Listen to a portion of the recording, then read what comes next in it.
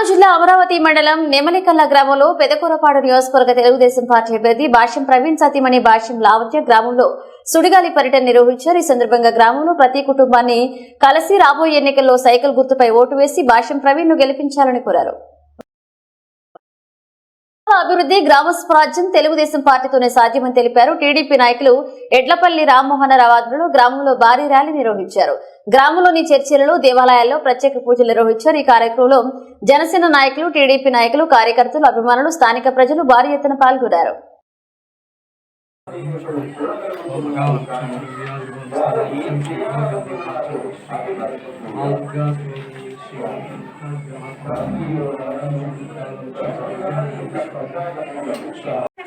కేసులతో కూడా ప్రతి విషయం మాట్లాడదామండి. ఈసారి మాత్రం బాగాలేదు. మన ప్రతి ఊరు వెళ్ళినా చెప్తున్నారు. అది మాత్రం ఫస్ట్ చేద్దాము. ఇంకా ఏ ప్రాబ్లమ్స్ ఉన్నా చేద్దామండి. నేను మాట్లాడుతున్నానండి.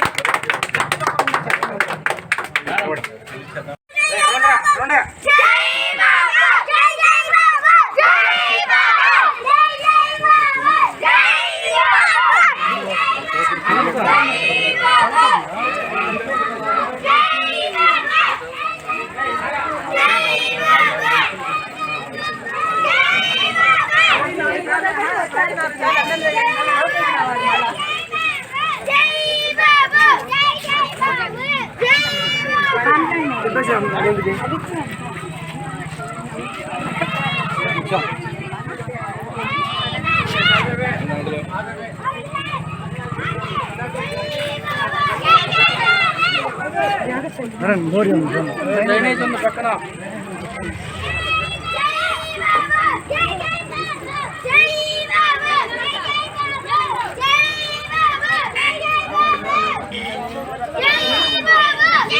బాబు గారు మంచి పథకాలు చెప్పారు. విన్నావమ్మా?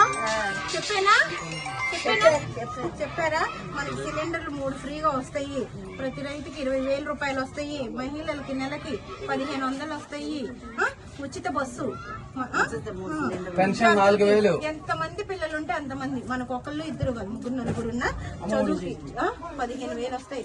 పెన్షన్ 4,000 వస్తాయి అమ్మా. తప్పకుండా వేయండి. మన రాజధాని అయితే అంతకంటే ఇంకా డబుల్ అవుతాయి అన్ని.